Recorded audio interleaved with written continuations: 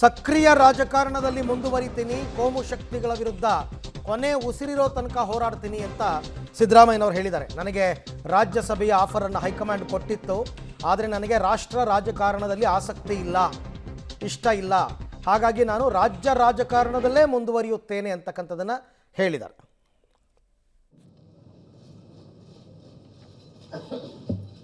ಸೋನಿಯಾ ಗಾಂಧಿಯವರು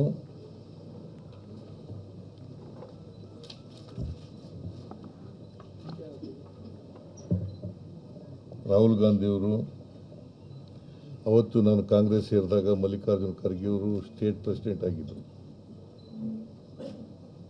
ಅವತ್ತು ನನ್ನ ಜೊತೆಯಲ್ಲಿ ಸುಮಾರು 8 ಜನ ಶಾಸಕರು ಸೇರ್ಕೊಂಡ್ರು, ಕಾಂಗ್ರೆಸ್ ಸೇರ್ಕೊಂಡ್ರು. ಅವರಲ್ಲಿ ಕೆಲವರು ಸತ್ತೋಗಿದ್ದಾರೆ. ಮಂಚನಹಳ್ಳಿ ಮಾದೇವನ್ ಅವರು ಸತ್ತೋಗಿದ್ದಾರೆ, ಕೃಷ್ಣಮೂರ್ತಿ ಸತ್ತೋಗಿದ್ದಾರೆ, ಕಡೂರು ಕೃಷ್ಣಮೂರ್ತಿ, HY ಮೇಟಿ ಅವರು ಸತ್ತೋಗಿದ್ದಾರೆ.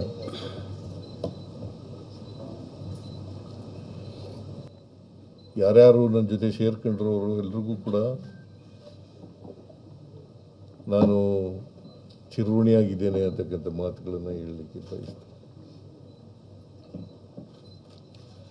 ಮತ್ತೆ ನಾನು ರಾಜಕಾರಣದಲ್ಲಿ ಕೊನೆ ಉಸಿರಿರೋವರೆಗೂ ಕೂಡ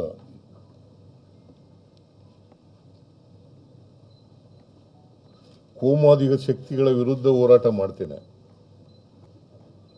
ಯಾಕೆಂದರೆ ಸಂವಿಧಾನ ಇವೆಲ್ಲಕ್ಕೂ ಕೂಡ ವಿರುದ್ಧವಾಗಿದೆ.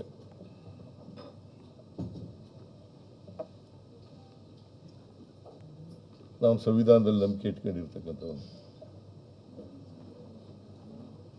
ಒಂದು ವೇಳೆ ಸಂವಿಧಾನ ಇಲ್ಲದೆ ಹೋಗಿದ್ರೆ ನಾನು ವಿದ್ಯಾವಂತನೂ ಆಗ್ತಿರ್ಲಿಲ್ಲ, ಶಾಸಕನೂ ಆಗ್ತಿರ್ಲಿಲ್ಲ, ಮಂತ್ರಿನೂ ಆಗ್ತಿರ್ಲಿಲ್ಲ, ಮುಖ್ಯಮಂತ್ರಿನೂ ಆಗ್ತಿರ್ಲಿಲ್ಲ, ಡೆಪ್ಟಿ ಚೀಫ್ ಮಿನಿಸ್ಟರ್ ಆಗ್ತಿರ್ಲಿಲ್ಲ.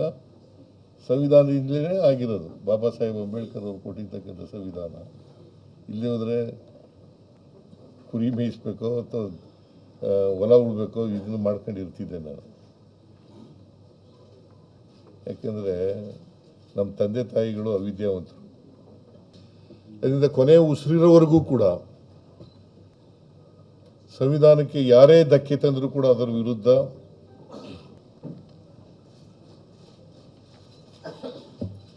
ಸೋನಿಯಾ ಗಾಂಧಿಯವರು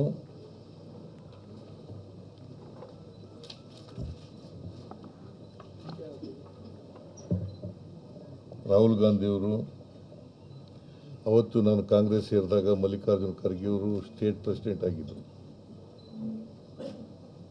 ಅವತ್ತು ನನ್ನ ಜೊತೆಯಲ್ಲಿ ಸುಮಾರು 8 ಜನ ಶಾಸಕರು ಸೇರ್ಕೊಂಡ್ರು, ಕಾಂಗ್ರೆಸ್ ಸೇರ್ಕೊಂಡ್ರು. ಅವರಲ್ಲಿ ಕೆಲವರು ಸತ್ತೋಗಿದ್ದಾರೆ. ಮಂಚನಹಳ್ಳಿ ಮಾದೇವನ್ ಅವರು ಸತ್ತೋಗಿದ್ದಾರೆ, ಕೃಷ್ಣಮೂರ್ತಿ ಸತ್ತೋಗಿದ್ದಾರೆ, ಕಡೂರು ಕೃಷ್ಣಮೂರ್ತಿ, HY ಮೇಟಿ ಅವರು ಸತ್ತೋಗಿದ್ದಾರೆ.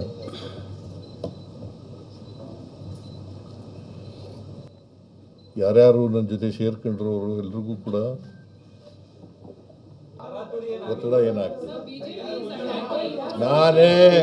ನಾನೇ ಸ್ವಯಂ ಪ್ರೇರಿತನಾಗಿ ಅವ್ರು ಹೇಳಿದ ತಕ್ಷಣ ಕೊಟ್ಟಿದ್ದೇನೆ.